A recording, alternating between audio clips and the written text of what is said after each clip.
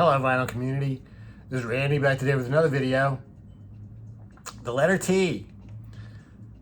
The letter T is the next letter in my alphabetical countdown, where I'm listing my favorite 10 records for each letter of the alphabet by title. As I mentioned in the last video, when I started doing this with the letter A, I didn't really stop to think about some record titles that we commonly maybe think of their second word as the first letter of the title. A lot of records, album titles start with the. The Dark Side of the Moon is, to me, the prime example of that. So I didn't list Dark Side of the Moon under the letter D because the actual name of the album, in Discogs anyway, and I think, according to the spine, well, there's nothing written on the spine, is The Dark Side of the Moon. So really what that means is that there's a lot of records to choose from for the letter T, because there's a lot of records that start with the. So yeah, so T's a really strong letter. A lot of these records are just some of my favorite albums. These are really some of the ones that I played more or as much as any other records that I have. A lot of these would be like that. So the very first one, Dark Side of the Moon, would almost certainly fall into that category. 1973 album by Pink Floyd, a progressive rock band from the UK. I guess they started out as being a psychedelic band. The first couple albums with Syd Barrett. Then David Gilmour replaced Syd. And I think they evolved and became more of a progressive rock band. So in 1973, they released Dark Side of the Moon. Well, I think it's one of the best selling albums ever made. And I guess it's sort of, what is this? Sort of a story of a guy's descent into insanity, or is it more of a story of life and just a whole life? Or I'm not really sure, but there's something about that really appeals to a lot of people. And it came with these two stickers when it was released. Back then I had it. I got this record probably in 7th or 8th grade when it came out, and had the posters on my wall. This is the 30th anniversary edition, so it came with this. I think this is actually a sticker. I think I could peel this off and stick that to something if I wanted to. And then, when the album originally came out in 1972, it came with those two stickers that I just showed. And then it also came with two posters. This 30th anniversary edition included these posters. I think all the editions they released have included all the posters and everything. I'm not sure about that. There was a second poster when it came out originally. 1973. I'm sure I remember this poster was, instead of being tinted purple, it was green. And the version I had in 1973, even though I'm not sure about that. I guess I could look at Discogs and see what they look like in there. And finally, this 30th anniversary edition came with this extra poster, a third poster. So it's a whole lot of pyramids. Yeah, very cool. Very cool poster. I should think about getting that one framed. So, and then the label just shows the sort of the prism or pyramid, I guess, there, carries on that theme. So the next T, that was The Dark Side of the Moon, The Lexicon of Love by ABC. Another UK band. This is a 1982 album that is I think it would be considered just pop music. I don't think it was really new wave, but they might have been classified as a new wave band. They might have been part of the new romantic movement. So this is a very cool album, and it's sort of a concept album. It almost kind of tells a story, I guess. The Lexicon of Love, all about, I guess, the many things that people go through in their love lives. Came with this inner sleeve, which is sort of has like some samples of lyrics from the songs, along with just some other writing. So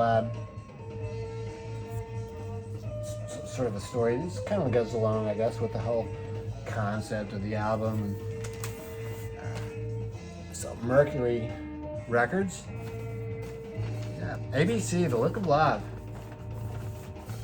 Really cool album. The Low Spark of High Heel Boys. Traffic, another UK band. They'd been a band in the late 60s, I think. They broke up for a while when Chris Winwood joined Blind Faith. After Blind Faith didn't last for long, Steve Winwood and Rick Gretsch, I guess they decided to reform Traffic, so Jim Capaldi and Chris Wood had been the other members of Traffic, so they picked up Jim Gordon as the drummer and then Rebop Kwaku as an extra percussionist and released this album. They also picked up Dave Mason, I guess, for a while, the original member of the band, rejoined him for a while, and they released Welcome to the Canteen. So Traffic, one of my favorite British bands, and at this point, these songs are really, there's only 6 songs on here. Some of them are pretty long, so they're really stretching out to being more like a jam band on here. Starts out with Hidden Treasure, then the title cut, Low Spark of High Heel Boys, 12 minutes long, and really good song. After that, Light Up or Leave Me Alone. Side 2, Rock and Roll Stew, Many a Mile to Freedom, and Rainmaker. This album came out in 1972, and what I have here is, 1971 for this one.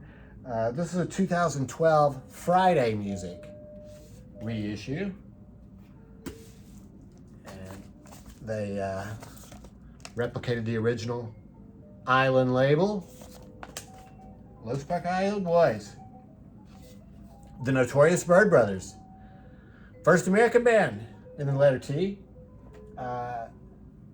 I think this is probably about the 5th or 6th Byrds album.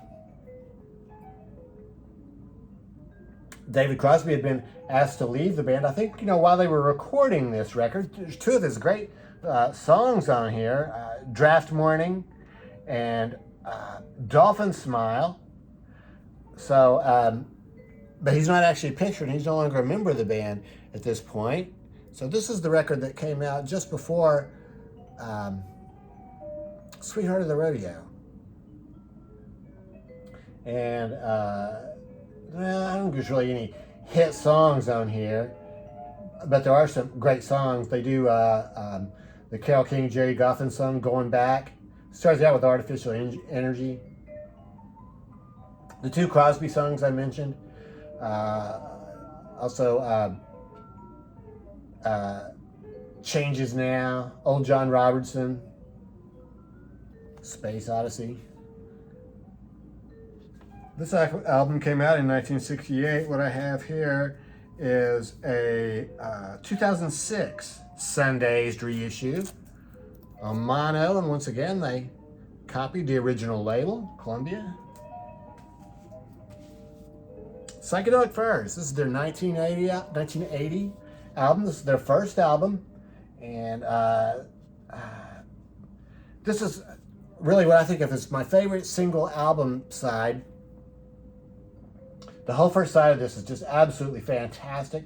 The songs just seem to flow together, even though they don't actually merge. There is a beat or 2 of silence between the songs, but it all works together perfectly. So it's India, Sister Europe, Susan Strange, Fall, and We Love You. And I really just can't think of a better 20 uncontinued minutes or 20 continued minutes on any record side. So Psychedelic Furs. Back to the UK here, and I think these were probably considered to be new wave maybe at the time. So I think now we would consider them just be a rock band.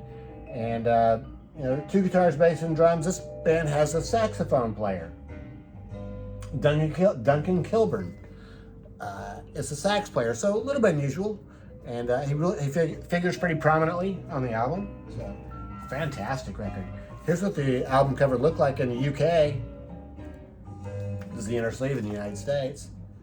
Lyrics here, kind of hard to follow along. They're all, it's all written together. The psychedelic sounds of the 13th floor elevators.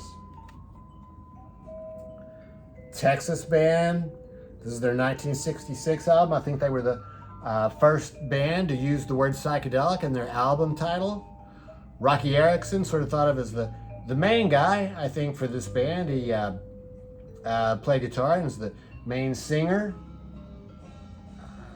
You're Gonna Miss Me, Roller Coaster, Reverberation, Tried to Hide,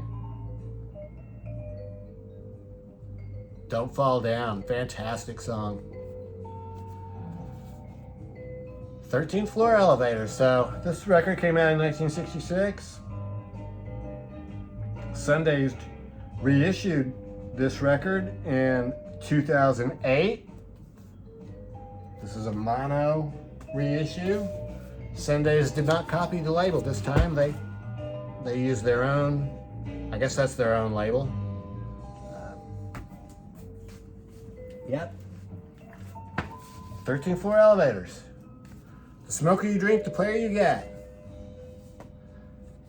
Great album title. Joe Walsh had been a member of the James Gang for, I think, 3 albums prior to this, and then decided to go out on his own. Before this was an album with, I think, basically the same band called Barnstorm. I've never really been certain, was the band called Barnstorm then? And then when they came around to doing this album, Joe Walsh had emerged as the leader, or are they really both Joe Walsh albums? And that one's called Barnstorm, and this one's called The Smoke You Drink, The Play You Get. I'm not really sure, but I think of it as both just being Joe Walsh albums, really, even though he has a fantastic band. Playing on this is Joe Vitale, Rocky Grace, and Kenny Passarelli. This has the hit song, Rocky Mountain Way, which is pretty much a rock song, straight ahead rock song. After that, though, really turns into this dreamy sounding pastoral album. Bookends, Wolf, Midnight Moodies, and Happy Ways. And then the whole second side, Meadows, Dreams, Days Gone By, and Daydream, Prayer. It's really mellow and nice to listen to. Yeah, Joe Walsh, this is on Dunhill Records. The Stone Roses, another UK band. 1989, they released their first album called The Stone Roses. This just blew my mind when it came out. It's just such a perfect sounding pop album. Really the whole thing is, well, it's kind of like a psychedelic version. I mean, it flows together, I think, really well. It has a definite sound throughout. Very cool looking bunch of guys there. Yeah, Stone Roses, 1989. The only bad thing was they didn't release another album for another 4 or 5 years, so I think everybody kind of forgot about him in the interim. Some cool pictures of the band. It's the inner sleeve. Came with the record.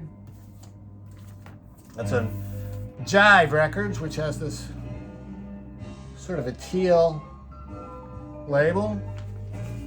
Stone Roses.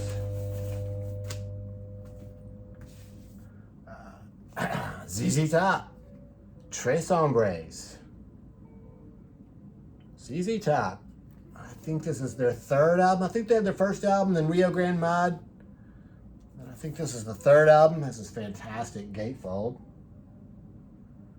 This album came out in 1972, 1973. And I think I probably got this in 1974, 75. It's pretty well worn. It looks like it sort of got stuck to the album in front of it or something. Some of the cover is messed up there. It looks pretty good on the front part though, and obviously the gatefold, I'll give you another look at that. Still looks fantastic. Came with this really cool inner sleeve. This is so ZZ Top, I guess I call them a blues rock band. I wouldn't really call them a power trio. Yeah, like a blues rock band from Texas, and so this is before they really achieved their greatest commercial success. You know, with the, well, they sort of had some marketing schemes, I think, there, and some, you know, the car and stuff like that, the Byrds. But I think this is pretty much just straight ahead blues. Waiting for the Bus, Jesus Just Left Chicago. Their first, I think it was their first hit song, LaGrange, is on this album. ZZ Top. Two Wheels Good. This is the very last record, the very last T. Two Wheels Good by Prefab Sprout. Just absolutely one of my favorite albums. I've just played this album so many times over the years. I think, you know, they may have been classified as like new wave or indie rock or something, and this album came out in 1985. I just think it was pop music, really. These are basically all love songs or songs about love on Kitchenware Records. In the UK, where this was originally released, it was called Steve McQueen. But for some reason, they switched the title to Two Wheels Good. In the United States, there's Paddy McAloon, the main guy in the band. There's the rest of the band. There's Paddy again, and then Martin McAloon, I guess is probably his brother, I would think. A couple other people in the band there. So, yeah, really quite an excellent album. Yep. So that's it for the letter T. It was a really strong letter, I think. Yeah, I said several of those albums are just some of the albums I've listened to. I'm sure they would, a few of those would fall in my top 10 most listened to records ever. And the background music today has been Gary Burton, Turn of the Century. Gary Burton is a vibraphonist.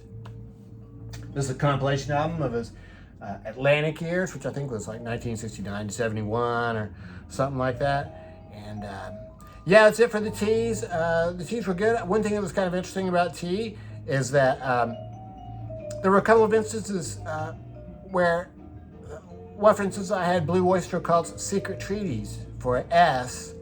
I actually really liked Tyranny and Mutation better, but Tyranny and Mutation didn't make the top 10 for T's because there were 10 other T's that I like better than Tyranny and Mutation. So there were a couple like that. So maybe Tupelo Honey might be another one for Van Morrison. But there's a lot of good strong T albums left that I didn't mention. So I'd be interested to know which ones you think I should have included, and yeah, what you think about these ones that I did. And I guess that's it. I hope everybody's doing well. Thanks very much for watching.